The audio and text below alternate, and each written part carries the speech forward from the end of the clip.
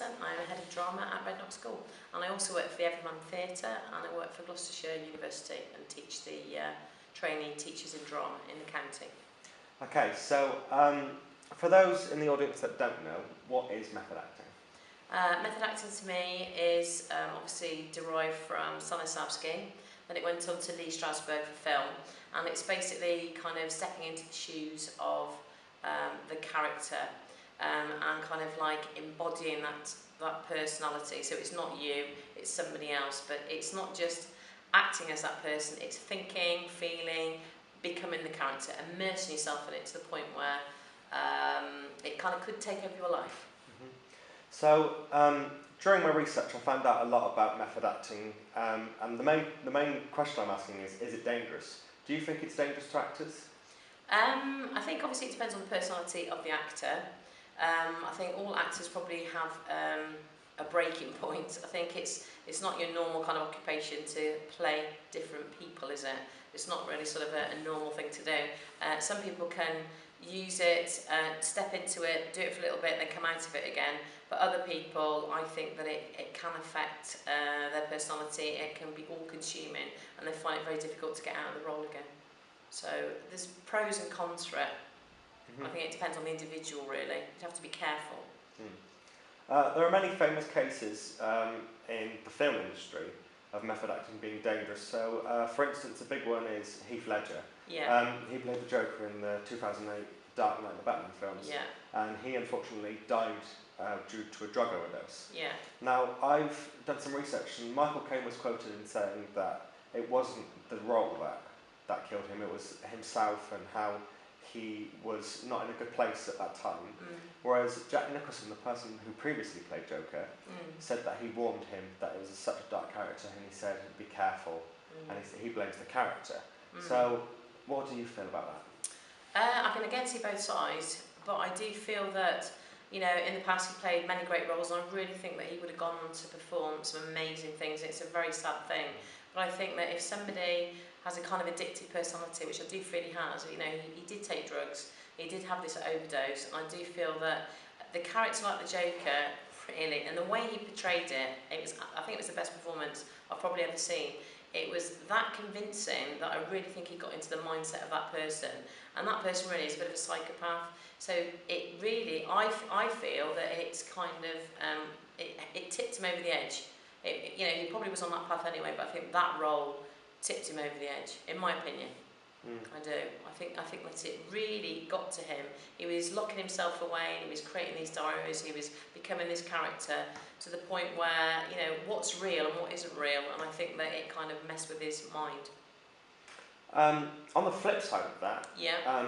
A major success story of method acting is Daniel Day-Lewis. Yes. He's not been in many films, but the films he has been in, he's done method acting for the films. Yeah. So the Last Mohican, Lincoln. Yeah. Do you think it helps My an Left actor? Foot. Yeah, My Left Foot. Yeah. Do you feel that it helps the actor create a better performance, because he's obviously won a few Oscars for his performances? Yeah. I mean, in the acting world, he's considered to be a little bit of an oddbod, really. But I can see that, you know, immersing yourself in the role like that, doing lots of research. You know, for Last of the Mohicans, he lived in a forest for a long time. For My Left Foot, he lived in a wardrobe because he wanted to understand what it would be like to be totally reliant on other people. I can see that doing those sorts of things would really help you get into the role and, you know, and get into the mindset of the character. But equally, Laurence Olivier said that, you know, he said to Dustin Hoffman when he was playing, it was in Marathon Man, and he had to be a marathon runner, so before every take he'd go off and run, and he'd prepare all these things, and Laurence Olivier just said, why don't you just try acting, dear boy? So in some ways, you can see that, you know, what is acting? You know, is it that you turn up, you know, your lines, and you can step into the role, step out of the role, and that's your job? Or is it that you have to immerse yourself in the character? I can see that sometimes it would be very beneficial, but it's also having the luxury to do that. A lot of actors or students wouldn't be able to go and lock themselves away in a wardrobe for a whole month to get into a role. They wouldn't be able to do it, would they? Yeah. So, you know, you'd probably be a very poor actor. So in some ways, I think it's quite a luxurious kind of thing to be able to do. You must have a lot of money to be able to do that. So, you know, I can see both sides. I think it has its place, and I think that if you can use it in rehearsals and you can use it in a way that's I think it's sensible, you know. I think teachers as well, drama teachers have a responsibility not to open up cans of worms for some students. You just got to be really careful because you're talking about people's emotions and their psyche, aren't you, really? Yeah. So I feel it's really important that you have a responsibility as a director or teacher or facilitator to make sure people are safe. Have you or anyone you knew or know Yeah. ever tried method acting? Yeah, we have tried method acting. Two cases. One boy played the part of Scullery in one of my favourite plays, Road by Jim Cartwright. And basically, he lived as a tramp for a week. Before the role, he didn't wash. He was stinking when he came into the main hall to do his performance. His hair was all greasy. He slept the night in his garden, and he got 40 out of 40 for his mark. So he obviously became the part, but it didn't affect him in a way that he couldn't then kind of step out of the role. I think he chose a character that was quite similar to him, which is quite helpful, but I do think that really helped him, and it was a very believable and smelly performance. And then equally, I've had another girl who played a part, a teenager who was dying of cancer, and she, just before we went on stage for the exam, she was in a real state, and what she'd done was she thought about her friend who had died of cancer, unfortunately. She used it in rehearsals, which was fine, but on the night she kept thinking about it, and she was in such a state when she got on stage, she couldn't actually perform, and it was just her being upset, it wasn't a character. So I did warn her about that. I said, you've really got to be careful, it can't be you on the stage, because you're very vulnerable then, aren't you?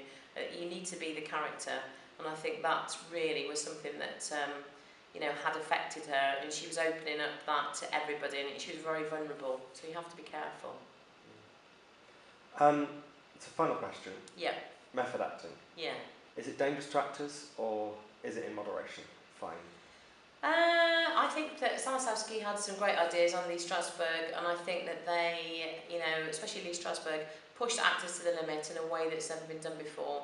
And I think because of that, there's been some great actors of our time like Marlon Brando, James Dean, Al Pacino, Robert De Niro, all follow this method school of acting, and many other actors do. And you only have to look at the quality of their films, the quality of their characters, to understand that something obviously is working, isn't it?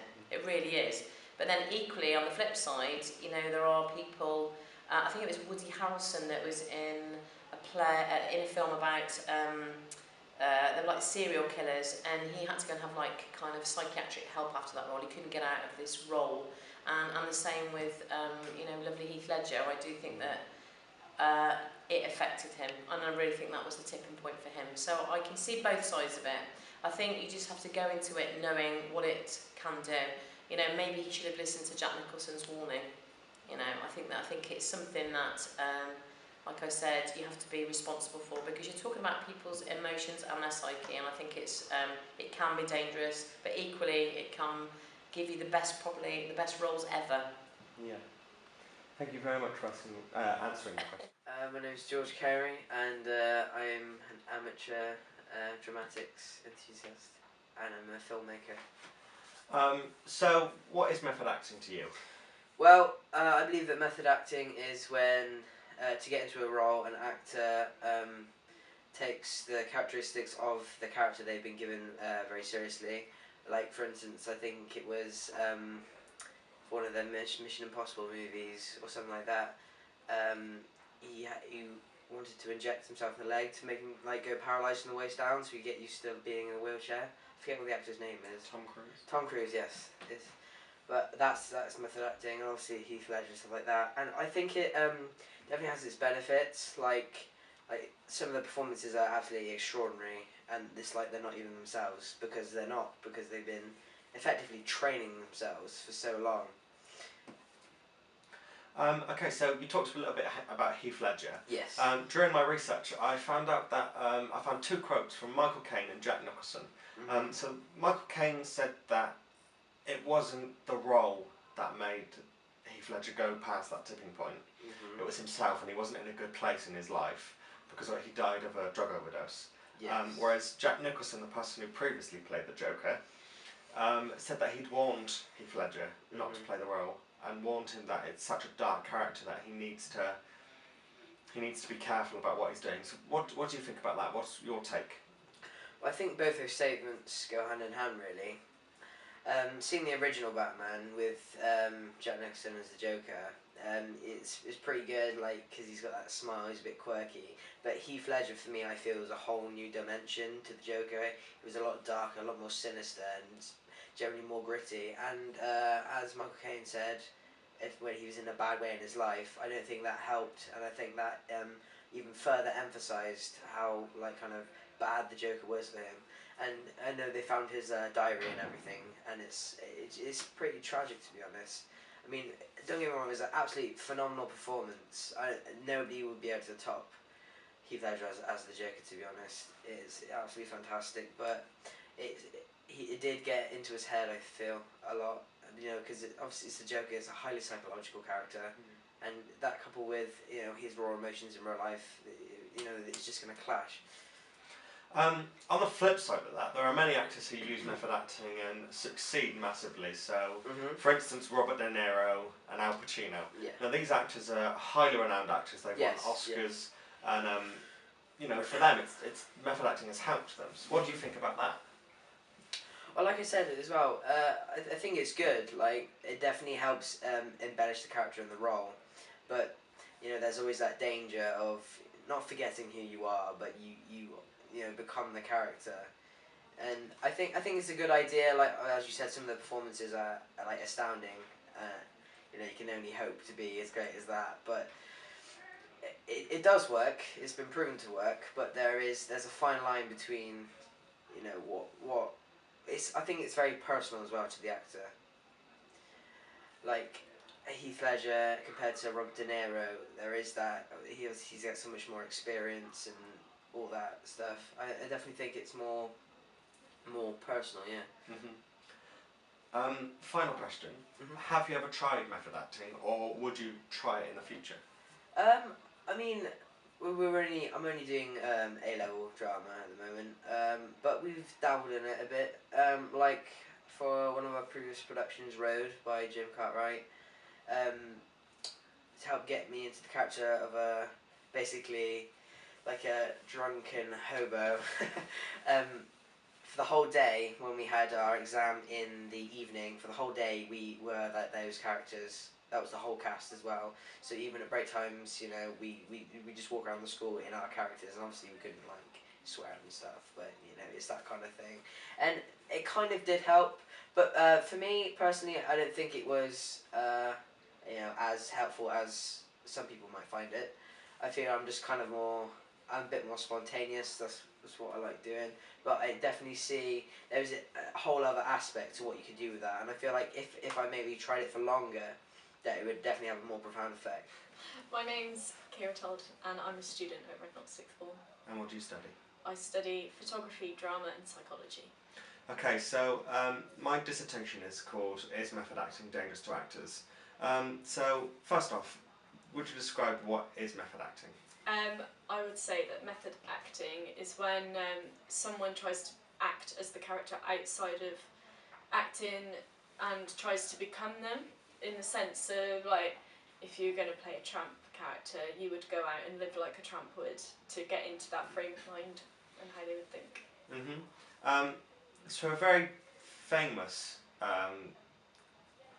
case study would be Heath Ledger in the Dark Knight film. So I found a quote from Michael Caine saying, because obviously he tragically died of an overdose. Michael Caine said that it wasn't the role that made him pass that tipping point. It was just him in a bad way, and it was his life that was causing that. Whereas Jack Nicholson, the person who played the Joker in the 1989 Batman film, said that he warned Heath Ledger not to take the role, and he warned him that it was a very dark role. Okay. What do you think about those comments? I don't know. He obviously must have been in a bad place in the first place to be able to overdose and kill himself, essentially. So there has to be some form of that, in psychology, that we've learned that when, for example, depression kicks in, it's a very sort of on your own, and you don't feel like anyone else can help you, and you're very alone in the way you think. And then I also think from the drama aspect of it, that it probably was that contributed. I don't think it definitely did kill him. I wouldn't say that that role made him overdose, but I do think it would play a big part, because we've learned that there's a lot of books telling you how to become a better actor in method acting, but not how to come out of that character. And obviously, like you just said, the Joker is a very dark character.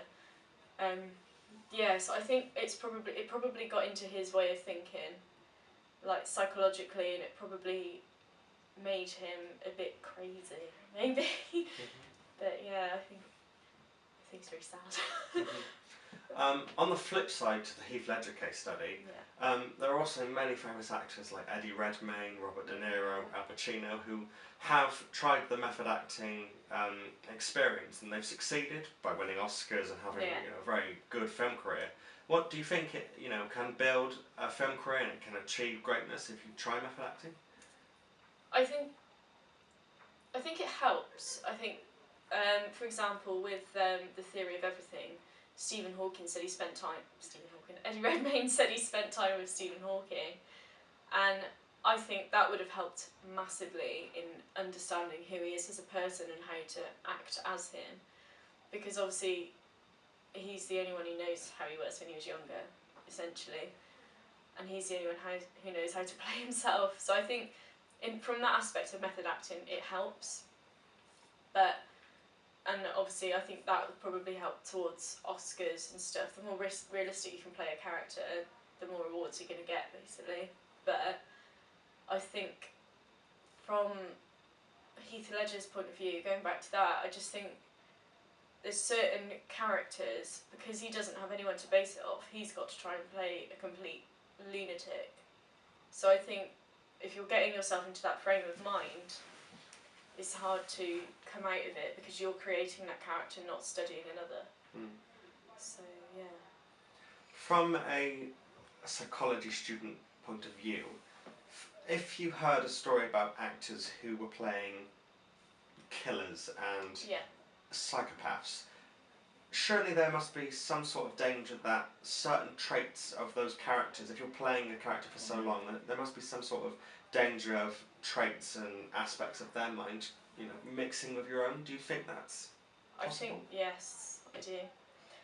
I think personality is very much based around who you spend your time with, because I think you see people who have a really great upbringing in life and they get in with the wrong crowd of people in their, say, late teens, early 20s, they could become someone who could end up in prison even though they've had one of the best upbringings. So I think it's very much based on who you're around. So for example, if you're around a killer, psychopath, whatever the situation is, I think I reckon if you spent enough time, you would get influenced by it in some way or another, whether that was a lot or only a little. I think your points of views would change and how you think about what they are as a person. Because if I went in and just spent time in a room of killers, I think I'd be pretty scared. But then the more you get to know them, the more comfortable you'll become around them, and the more influenced you will be by what they think, I think. Yeah, thank you very much. Okay. So last question. Obviously the title of my dissertation was, is method acting dangerous to actors? Yeah. Do you think it is dangerous? I think it can be, depending on the character that you're going to play.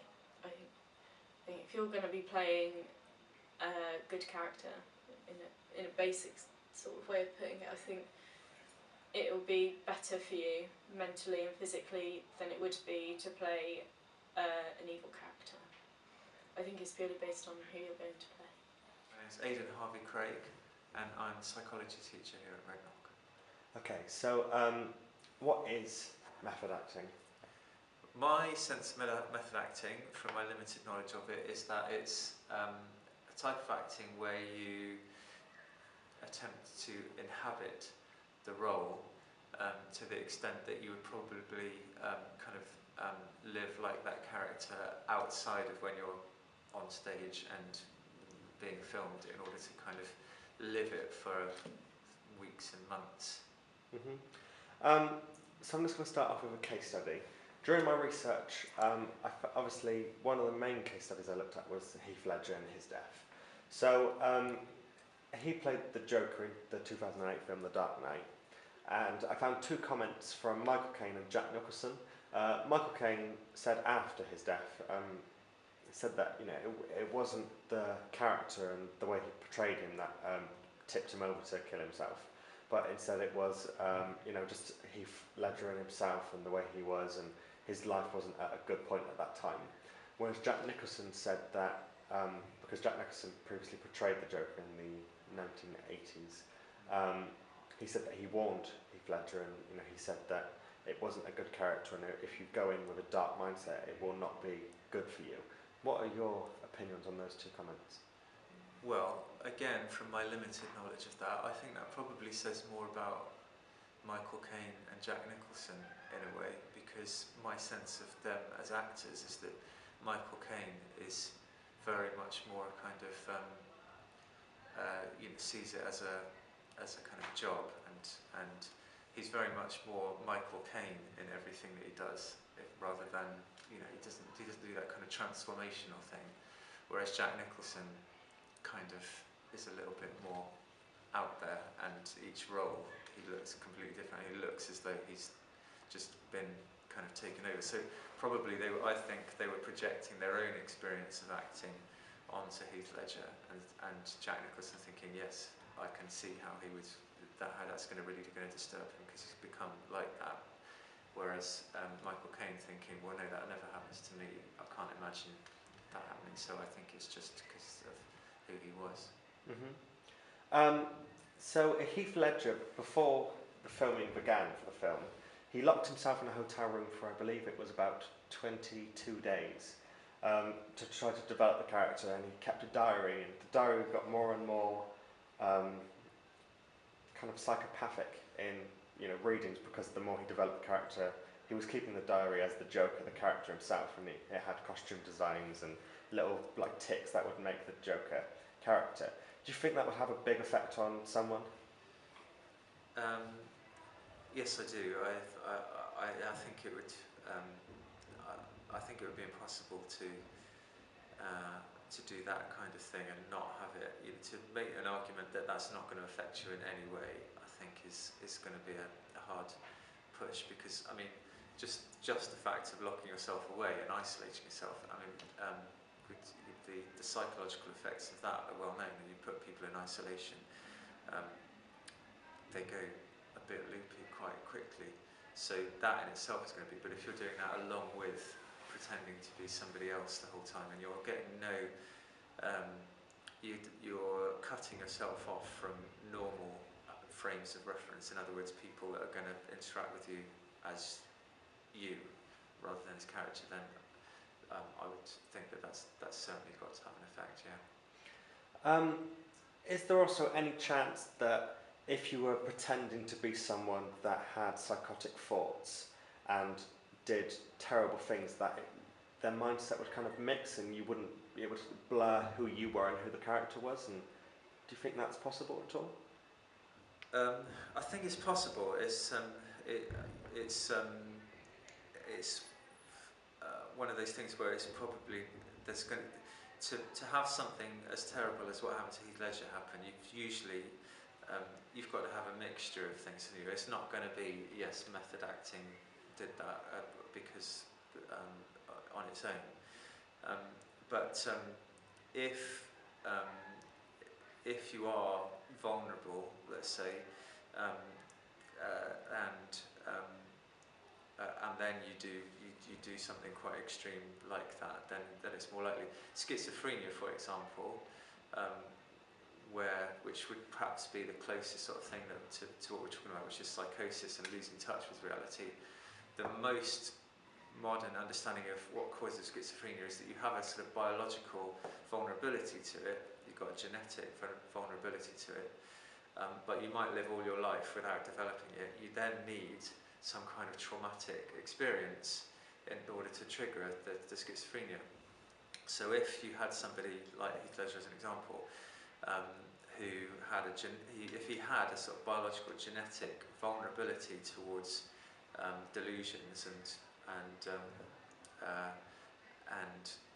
the possibility of losing touch with reality. And then he encountered a really traumatic or dark character like that. Those two things combined, it seems to me, could lead to psychosis and to losing touch altogether. Whereas somebody else who doesn't have that initial genetic vulnerability towards it, could do all kinds of things, perhaps like Jack Nicholson, could do all kinds of things, murder and all that kind of business, but never actually, he hasn't got the biology along with it to lose touch with reality.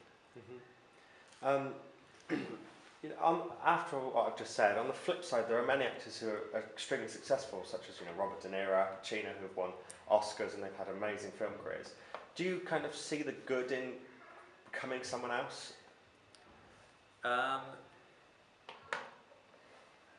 Absolutely, presumably, and I've never tried method acting myself, so I can only talk speculatively. But presumably, it must help considerably with empathy for different types of people and different situations,